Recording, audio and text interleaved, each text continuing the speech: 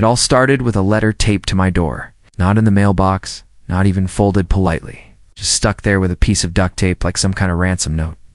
It read, "You are in violation of HOA Rule Number 14, exterior signage, a $500.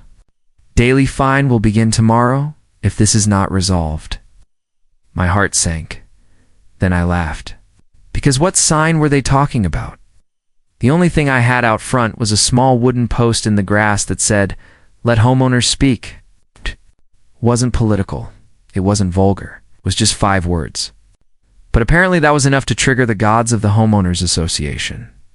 I live in a quiet, average-looking neighborhood. It's not fancy, but the HOA likes to think it's Beverly Hills.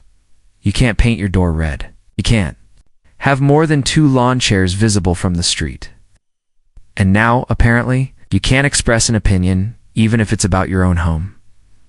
I'd put the sign up after a board meeting, where they'd shut down public comments early. A few of us residents had concerns about excessive fees, misused funds, and increasing fines. The HOA president, Barbara, who we all called Clipboard Karen behind her back, refused to let us speak. She literally said this, "Isn't a public debate?" That night I made the sign, quiet protest, nothing big, just a message. But Karen saw it as a challenge. The very next day after the letter, I got a second notice in the mail. This time printed formally. Ongoing violations will result in legal action and property liens. My house. Over a sign smaller than a license plate. I considered taking it down, I really did. I thought, maybe it's not worth it. Maybe it'll just go away.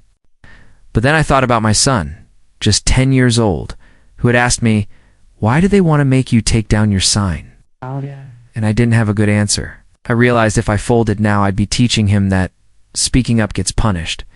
So I decided not to take it down, in fact. I decided to go bigger. I posted in our local Facebook group, "If your HOA ever silenced you, fined you unfairly. Or shut down your voice, I'll let you put a protest sign on my lawn, free." I expected maybe 1 or 2 people would take me up on it. Within 48 hours, I had 17 messages. By the end of the week, there were 10 signs on my front lawn, all within HOA height and size regulations, but with bold, emotional messages. HOA equals Homeowners Oppression Agency. Where's the money going, Karen? My lawn, my voice. Every sign told a story, some from my neighborhood, others from nearby towns. The HOA was losing it.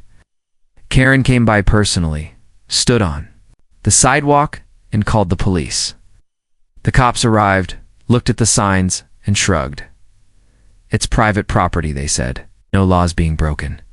Karen was red in the face. Her voice cracked when she shouted, "They're inciting division?"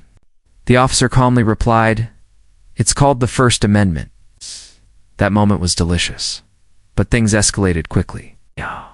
The HOA started sending daily violation notices, 1 for each sign. According to them, I was now racking up $5,000 in daily fines. They claimed the signs created emotional distress and decreased community harmony. They even accused me of staging a public nuisance. I didn't panic. I documented everything, took photos, filmed Karen's confrontations, collected each letter they sent, like trophies. Then I contacted a local news station. They loved the story. HOA silences resident. Resident fights back with community protest. It practically wrote itself. The news van showed up 2 days later. Karen tried to block their camera with a clipboard. I stood on my lawn with my son beside me and told the whole story on record. That segment aired on a Tuesday night.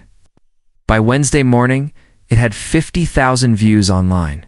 By Friday, a national TV show called me. The story went viral. Comments poured in. People shared their own HOA horror stories. Lawyers reached out offering help. My mailbox was full of handwritten letters from strangers saying thank you for standing up for the rest of us. I didn't expect any of it. I just wanted to show my son that we don't back down from bullies, even the ones who hide behind rules and clipboards. Eventually, the HOA caved. They rescinded the fines. They issued a clarification in their next newsletter saying, Temporary expressions of resident opinion are permitted within reasonable visual guidelines. Karen disappeared from the board 2 weeks later. No formal announcement, just gone, but the signs stayed up.